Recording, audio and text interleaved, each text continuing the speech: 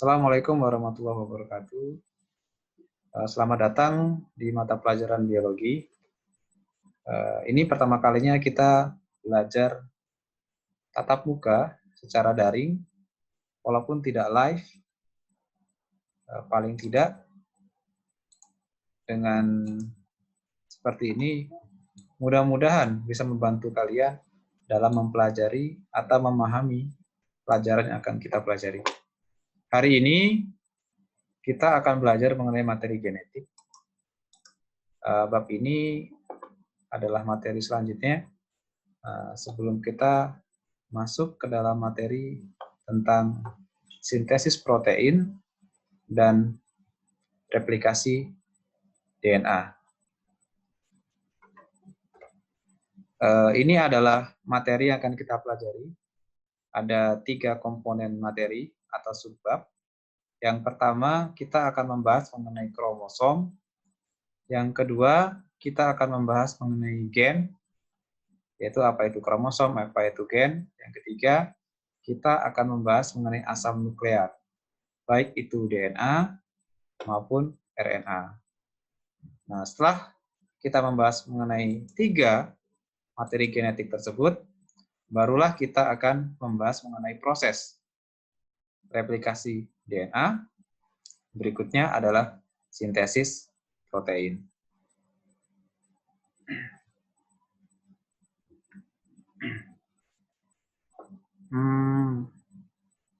Berikutnya, ini adalah gambar siklus sel. Mengapa ini ada kaitannya dengan materi yang kita pelajari? Siklus sel, seperti yang kalian lihat, ini secara umum ada 2 tahapan.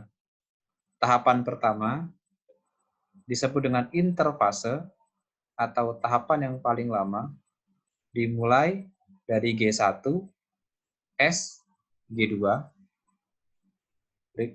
Setelah interfase, berikutnya adalah tahapan M, atau juga disebut dengan tahapan mitotik.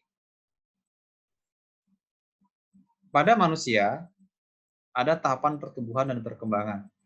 Dimulai dari bayi, kemudian beranjak ke anak-anak, kemudian beranjak ke remaja, beranjak ke dewasa, kemudian tua, dan terakhir meninggal. Maka sel pun sama. Sel ada tahapan G1 di sini. G itu bisa disebut dengan gap 1, atau G juga dapat disebut dengan growth atau pertumbuhan 1. Di sini terjadi pertumbuhan awal. Ketika sel baru pertama kali membelah dari 1 menjadi 2, maka sel itu akan terbagi 2, baik itu organelnya maupun isi sel. Sehingga dari ukurannya menjadi lebih kecil, maupun jumlah organel penyusunnya pun menjadi lebih sedikit. Sehingga pada tahapan G1, sel itu masih disebut sebagai sel anakan. Di sini disebut juga dengan first growth phase, atau tahap pertama pertumbuhan, di mana sel mulai tumbuh. Tahapan kedua setelah G1, ini disebut dengan tahapan S, atau sintesis. Di sini DNA dari sel tersebut itu digandakan atau direplikasi, sehingga jumlahnya menjadi lebih banyak. Tujuannya untuk apa? Tujuannya ketika nanti di tahapan mitotik, sel tinggal membagi tubuhnya menjadi 2 bagian sama besar tanpa perlu menggandakan DNA-nya. Karena apa? Karena DNA-nya sudah digandakan pada tahapan sintesis. Tahapan berikutnya adalah growth and preparation to mitosis, atau disebut dengan G2 atau gap 2 atau growth 2. Di sini sel sudah sangat lengkap organel-organel penyusunnya, dan disebut juga dengan sel dewasa. Dan di sini ada keterangan preparation for mitosis, artinya di sini sel bersiap untuk mitosis. Selanjutnya, ketika sel sudah dewasa, sel akan menuju ke tahapan perkembangan selanjutnya, disebut dengan tahapan mitotik atau M. Di sini disebut dengan diberi keterangan M. Maksudnya adalah mitotic phase atau fase mitotik, di mana ada 4 tahapan yang utama. Ada profase, ada metafase, ada anafase, ada telofase, atau disingkat promeat. Profase, metafase, anafase, dan telofase. Nah, jadi ada dua bagian ya, tahapan. Yang pertama adalah interfase, tahapan pertumbuhan dan perkembangan, dan mitotik atau fase mitosis. Sehingga siklus sel itu terbagi menjadi dua bagian utama, tahapan interfase dan tahapan mitotik. Nah, mengapa ini ada kaitannya dengan materi genetik? Perhatikan di sini ada fase S. Pada fase S ini DNA digandakan. Dan DNA di sini akan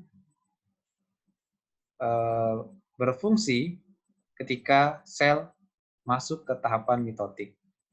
Sehingga kita paling tidak paham bahwa ternyata siklus sel seperti itu. Dan ada kaitannya, mengapa harus ada tahapan mitotik? Karena sel akan memperbanyak diri. Dengan DNA yang direplikasi pada tahapan sintesis, maka sel yang memperbanyak diri itu akan mempertahankan jumlah kromosomnya, sehingga kromosom pada sel anakan itu tidak berkurang jumlahnya. Sehingga paling tidak itu ada pengaruhnya dengan generasi penerusnya. Oke, sekarang kita bahas mengenai kromosom. Gambar yang kalian lihat, ini disebut dengan karyotype atau foto kromosom yang sudah dipasang-pasangkan sehingga sifatnya adalah sepasang. Ini disebut dengan kromosom homolog. Diberi nomor, kalau kalian lihat ada nomor 1, 2, dan seterusnya sampai nomor 23. Artinya di kromosom ini terdapat 23 pasang kromosom, di mana setiap pasang, bisa kalian lihat misalkan di nomor 1, terdiri atas 1 kromosom dari ayah dan 1 kromosom dari ibu. Jadi jelas dari ke-23 pasang kromosom yang kalian lihat, ini setengahnya dari ayah dan setengahnya dari ibu. Nah, proses yang mengakibatkan jumlah kromosom berjumlah setengah dari sel induknya disebut dengan tahapan meiosis, bukan mitosis.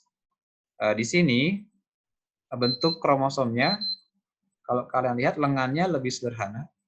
Ini hanya terdiri atas 2 lengan. Lengan yang pertama, lengan yang kedua, dan kromosom sepasangnya, ini ada lengan yang pertama, ada lengan yang kedua. Kalau kita hitung, dari nomor 1 sampai nomor 22, ini disebut dengan kromosom autosom, atau kromosom-kromosom tubuh, dan kromosom nomor 23 disebut kromosom gonosom, atau kromosom seks atau kromosom kelamin, yang menentukan jenis kelamin setiap individu. Bisa dalam bentuk XX atau dalam bentuk XY. Di sini kromosom Y ternyata ukurannya memang lebih kecil daripada kromosom X. Sehingga kromosom Y itu memiliki jumlah gen yang lebih sedikit dibandingkan kromosom X.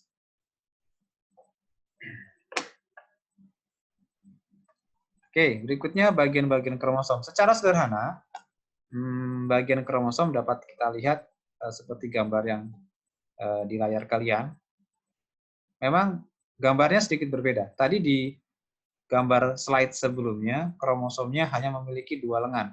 Artinya, kromosom tersebut terdapat pada tahapan G1.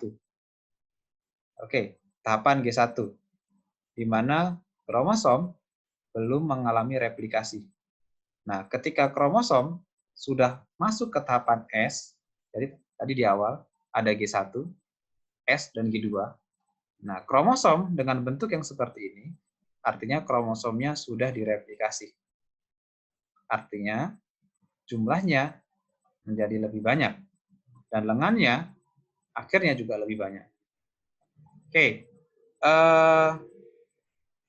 di sini ada beberapa bagian. Di sini ada keterangan, ada kromatid, sentromer, lengan pendek, dan lengan panjang. Oke, kromatid itu yang mana? Kalau kromosom ini kita bagi dua, di bagian tengah sama besar, seperti kita garis seperti ini.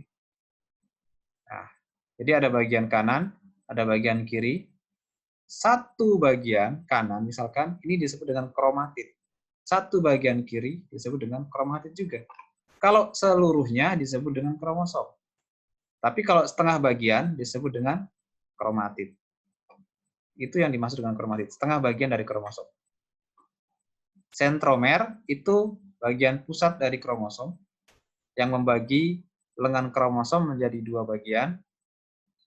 Nanti ada beberapa gambar di mana letak sentromer tidak di tengah pas tepat, maksud saya tidak di tengah tepat, tapi letaknya bisa di dekat tengah, mendekati ke ujung, atau bahkan di ujung. Ini namanya sentromer. Bedakan dengan sentrosom, ya. Kadang sering terbalik-balik. Sentromer itu bagian pusat dari kromosom, sedangkan sentrosom itu adalah organel penyusun sel hewan. Lengan pendek yang bawah, karena ukurannya memang lebih pendek daripada yang di atas ya. Dan lengan panjang. Ini kurang lebih bagian-bagian dari kromosom.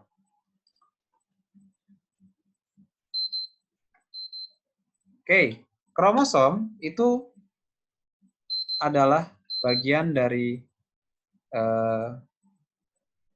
sel di mana ukurannya sangat kecil dan sudah memadat. Garis bawahi sudah memadat.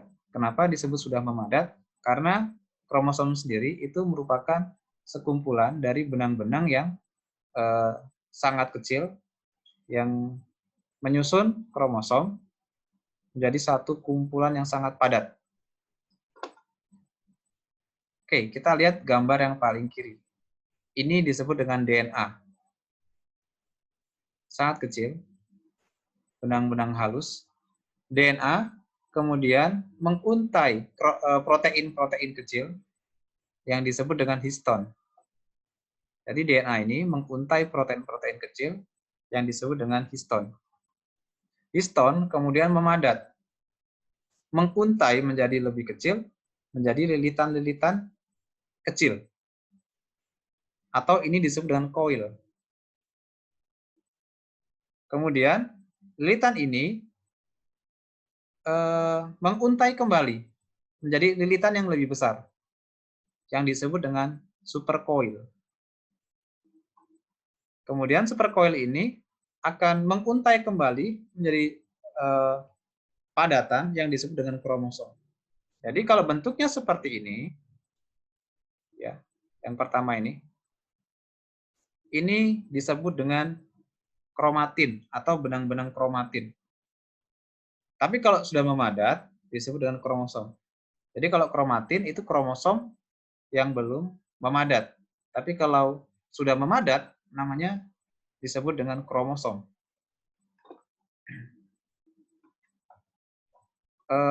Untuk DNA pada sel hewan dan manusia, benang-benangnya memiliki ujung yang berbeda. Maka ada sedikit perbedaan antara DNA penyusun sel hewan dan manusia dengan DNA penyusun sel bakteri. Jadi DNA penyusun sel hewan, manusia, dan tumbuhan, itu DNA-nya seperti benang yang panjang, yang memiliki ujung di kedua sisinya. Jadi bentuknya linear.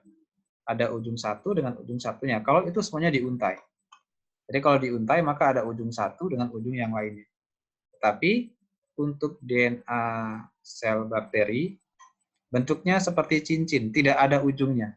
Sehingga disebut dengan DNA sirkuler. Jadi itu bedanya. Nah, ini adalah bentuk-bentuk kromosom seperti yang saya sampaikan tadi. Letak sentromer itu menyebabkan perbedaan ukuran lengan. Kalau misalkan sentromernya di tengah, disebut dengan metasentrik, agak sedikit bergeser ke arah tepi, disebut dengan submetasentrik, lebih dekat lagi ke arah tepi atau ujung, disebut dengan akrosentrik, dan jika letaknya di bagian ujung atau bagian telomer, maka disebut dengan telosentrik. Nah, ini beberapa bentuk kromosom berdasarkan letak sentromernya. Oke, kita masuk ke yang bahasan selanjutnya, yaitu mengenai gen. Kalau tadi kita sudah membahas mengenai kromosom, kromosom itu adalah benang yang memadat, benangnya disebut dengan kromatin, dan kromosom itu adalah padatannya. Kalau misalkan lengannya cuma satu atas dan satu bawah, maka bentuk kromosomnya itu adalah sebelum proses sintesis DNA. Tetapi jika lengannya sudah ada 4, maka kromosomnya itu sudah mengalami tahapan sintesis DNA. Dan pada manusia, kromosomnya berjumlah 46 atau 23 pasang, di mana 22 pasang atau 44 itu adalah kromosom tubuh atau autosom, dan 2 atau 1 pasang itu adalah gonosom. Bisa X atau X atau XY. Berikutnya adalah gen. Tadi di gambar kromosom kita sudah melihat DNA yang ukurannya cukup panjang. Apa itu gen? Gen merupakan segmen DNA. Jadi tidak semua DNA penyusun satu kromosom itu adalah merupakan gen. Jadi gen itu adalah segmen atau bagian dari DNA yang menyimpan informasi genetik, susunan asam amino, suatu rantai polipeptida atau protein. Atau bahasa mudahnya begini, gen itu adalah sifat yang akan diekspresikan. Jadi tidak semua untai DNA pada suatu kromosom itu adalah gen. Jadi ada bagian DNA yang diekspresikan disebut dengan gen, ada bagian dari DNA yang tidak diekspresikan sehingga disebut dengan DNA sampah. Dan ternyata memang DNA itu pada sel hewan itu tidak hanya terdapat di nukleus, tetapi terdapat juga di mitokondria. Sehingga mitokondria disebut juga sebagai organel yang sifatnya adalah otonom. Jadi ada perbedaan ternyata. Molekul DNA dalam inti itu memiliki banyak gen, sedangkan molekul DNA dalam mitokondria itu memiliki sedikit gen, di mana gen-gen pada mitokondria ya berfungsi untuk kegiatan proses respirasi seluler. Nah, kalau kita bayangkan atau kita bandingkan gen itu ya seperti ini. Molekul DNA berarti untai yang sangat panjang dalam suatu kromosom, itu ibaratnya suatu buku resep. Gen merupakan suatu lembar resep, dan nukleotida itu merupakan satu huruf. Nanti kita bahas apa itu nukleotida. Nah, berikutnya adalah asam nukleat. Asam nukleat ada 2. Yang pertama adalah DNA, yang berikutnya adalah RNA. Nah, apa bedanya antara DNA dengan RNA? Gambar yang pertama, kita lihat ada bukan satu, ini setengah untai. Sedangkan yang satunya lagi, ini satu untai penuh. Nah, ini DNA, ini RNA. Jadi bedanya apa? Bedanya ya kalau DNA itu double helix, double artinya ganda, helix ganda. Sedangkan RNA itu adalah single helix. Nanti kita bahas lebih lanjut. Tapi untuk yang pertama, perbedaannya adalah di strukturnya. DNA double helix, sedangkan RNA single helix. Kemudian dari namanya, deoksiribos dan ribos. Deoksiribonukleik, ya ini penyusunnya gula pentosa, yang sifatnya deoksiribo namanya.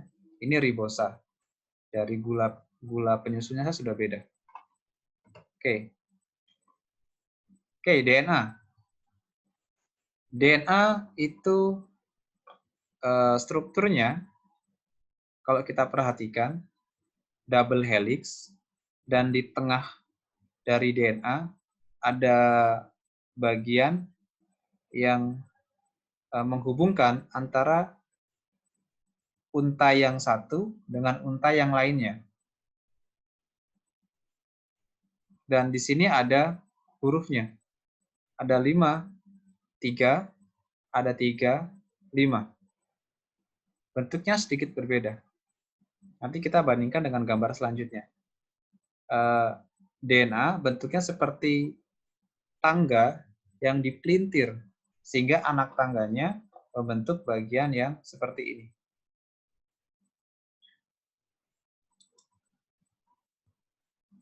Oke, struktur DNA. DNA terdiri atas 3 komponen utama. Yang pertama gula pentosa. Gula pentosanya adalah deoksiribos atau deoksiribosa. Yang kedua basa nitrogen terdiri atas hanya 4 saja. Ada adenin, guanin, timin, dan sitosin. Yang terakhir adalah fosfat. Nah, sekarang kita perhatikan. Ini gambar DNA yang sebelumnya. Karena komponen dari DNA hanya ada 3 saja. Yang pertama adalah gula pentosa, pentosa, penta, 5, artinya gula yang memiliki 5 cincin karbon. Kemudian basa nitrogen, yang terakhir adalah fosfat. Nah, kalau di sini tidak terlalu terlihat mana yang gula pentosa, mana yang fosfat, tapi kita bisa melihat dengan jelas bagian yang terdapat di tengah, yang berwarna-warni. Ini disebut dengan basa nitrogen. Basa nitrogen ini menghubungkan antara unta yang satu dengan unta yang lainnya. Hanya ada 4 jenis untuk DNA, yaitu adenin, guanin, sitosin, dan timin. Di mana adenin itu selalu berpasangan dengan timin, jadi A berpasangan dengan T, atau T berpasangan dengan A, kemudian guanin berpasangan dengan sitosin, GC. Jadi gampangnya ATGC. Itu selalu berpasangan.